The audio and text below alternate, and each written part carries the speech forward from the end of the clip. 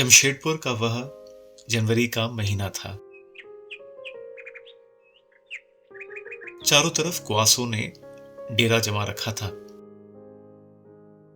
ओस की बूंदें हर पत्तों पर गिरे हुए थे।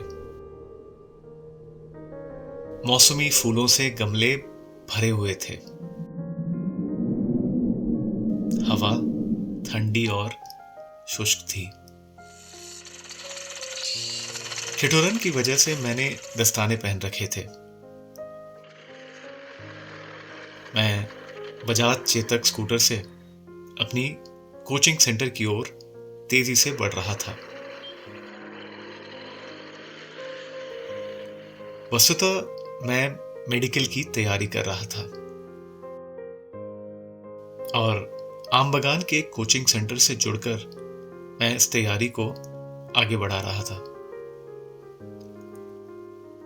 स्कूटर चलाते समय रह रहकर मेरी नजरें मेरी कलाई घड़ी पर जा रही थी।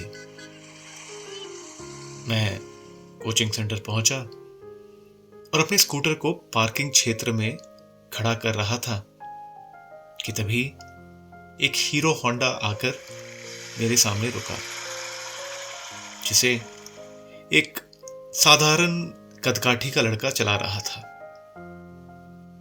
लेकिन उसके पीछे एक कमसिन सी लड़की थी जिसने गुलाबी चूड़ीदार सलवार कमीज पहन रखा था और उसके दुपट्टे का रंग भी हल्का गुलाबी था, जिसे वो बार बार अपने कंधों पर संभाल कर रख रही थी।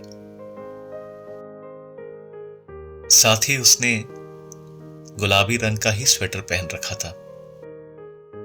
उसके बाल लंबे, घने और हल्के भूरे रंग के थे, जो हवा के झोंके के साथ उसके चेहरे को ढक रहे थे।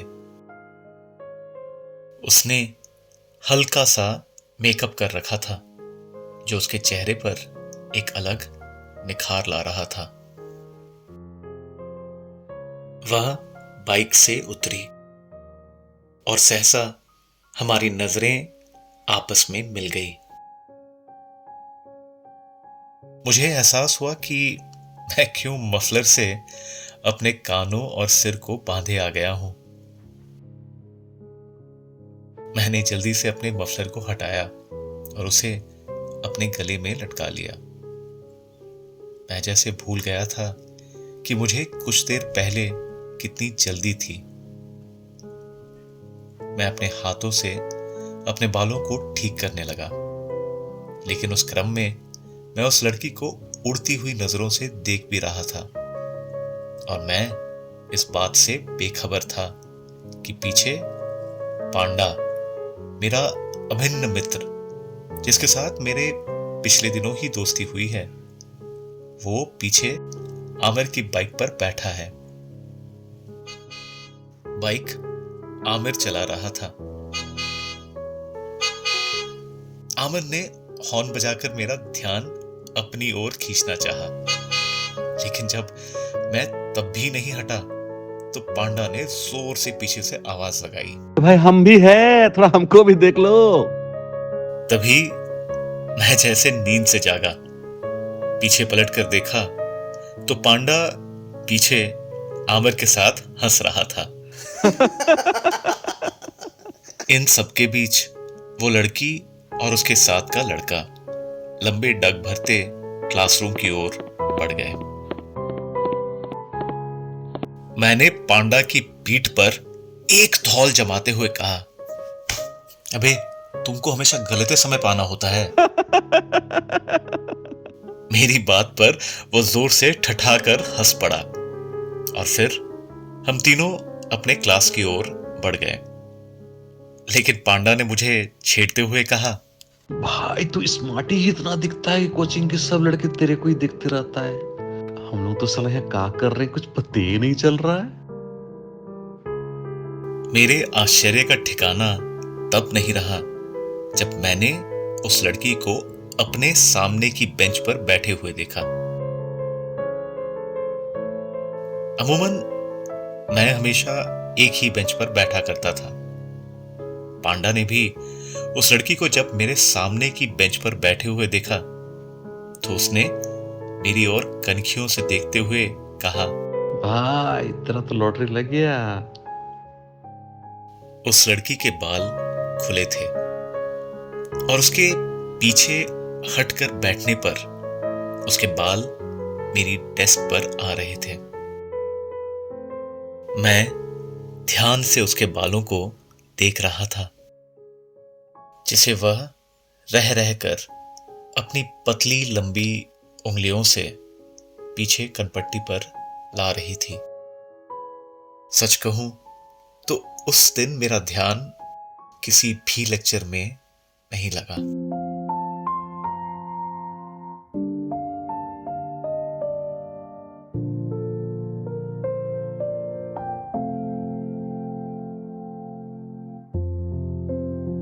अगली सुबह मैंने जल्दी जल्दी अपने एकमात्र कॉट्सवोल के शर्ट को आयरन किया, अपनी फेवरेट जीन्स पहन ली, चप्पल पर ब्रश मारा और तैयार होकर स्कूटर लिए कोचिंग के लिए निकल गया। आज मैंने मफलर से अपने सिर और कानों को नहीं बांधा था। लग रहा था जैसे मैं जल्दी से जाकर अपनी बेंच पर बैठ जाऊं, पर अभी भी आम बगान दूर था। मैं बसंत टॉकीज पार कर रहा था और मंगल बाजार वाले अपनी दुकान से जा रहे थे।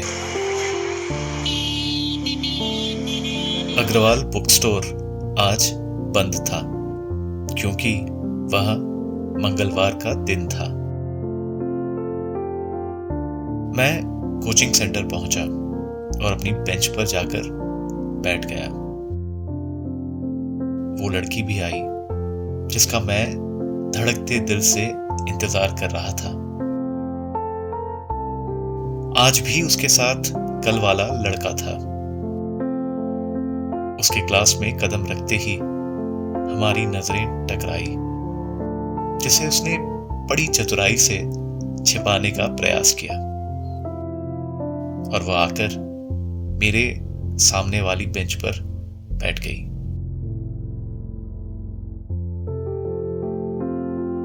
मैं काले डायल की रिस्ट वॉच पहनता था। मैं अपनी डेस्क पर थोड़ा झुक गया और अपने बाएं हाथ को उसकी ओर करके घुमाने लगा। चूंकि घड़ी काले डायल की थी, इसलिए मैं उसके चेहरे को घड़ी को आड़ा तिरछा घुमाकर आईने की तरह देख सकता था। मेरे आश्चर्य का ठिकाना तब नहीं रहा जब मैंने पाया कि वह भी मेरी ओर देखने का प्रयास कर रही है, पर कुछ सहमी हुई सी है। और सच कहूं तो मेरे दिल में एक गुदगुदी सी हो रही थी।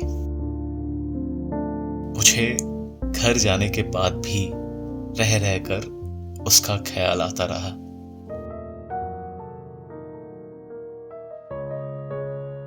एक दिन हम 5 दोस्त अरिंदम, विष्णु, पांडा, आमिर और मैं चाय की दुकान पर खड़े थे। मैं तो चाय पीता नहीं था। वे लोग चाय पी रहे थे और मैं वहीं खड़ा भुने हुए चने खा रहा था। तभी वह हमारे सामने से गुजरी। अचानक विष्णु ने कह दिया, ए भाई लोग, हम लोग की भाभी जा रही है बे। और एक जोरदार ठहाके से पूरी चाय की दुकान गूंज गई। मुझे विष्णु पर गुस्सा भी आया कि उसने ऐसा क्यों कहा, क्योंकि मुझे पता था कि वह मेरे दोस्तों के हंसने की आवाज से असहज हो गई होगी। यह कहना बिल्कुल गलत नहीं होगा कि जब भी मेरी नजरें उससे मिलती थी, मेरा दिल बेकाबू हो उठता था। मैं उसे सबकी नजरों से बचकर देखता तो मुझे लगता कि वह भी झुकी हुई नजरों से मुझे देख रही है। मुझे उसके साथ आने वाले लड़के को लेकर उत्सुकता थी कि यह कौन है जो हमेशा उसके साथ बॉडीगार्ड बना रहता है। कद-काठी तो सामान्य था उसका, लेकिन उसकी चाल में एक दबंगई दिखता था। तभी पांडा ने मुझसे कहा, अरे यार, तेरे को पता है वो उसका मौसेरा भाई है। जा भाई जा, अब तो तेरा रास्ता क्लियर हो गया। जा, अब तू ऐस कर। एक दिन लाइब्रेरी के दरवाजे पर हम दोनों बिल्कुल आमने सामने आ गए। जब मैं दाएं ओर से निकलना चाहता तो वो भी दाएं ओर आ जाती, और जब मैं बाएं जाता तो वह भी बाएं आ जाती। 2 बार जब ऐसा हुआ तो मुझे खुद पर झल्लाहट हुई, यह सोचकर कि पता नहीं वह मेरे बारे में क्या सोचेगी। मैं एक किनारे हो गया और हाथ से उसे आगे जाने का रास्ता देते हुए निकल जाने का इशारा किया। हम दोनों ने एक दूसरे को कुछ कहा तो नहीं, पर मुझे उसे उस दिन बहुत करीब से देखने का अवसर मिला था, पर झिझक की वजह से मैं उसे नजर उठाकर देख ना सका। वो ठीक मेरे सामने से निकली थी और मुझे महसूस हुआ कि वह भी कुछ सहम गई है। उसने परफ्यूम लगा रखा था और उसके सामने से निकलते ही खुशबू का एक झोंका जैसे मेरी सांसों में उतर आया।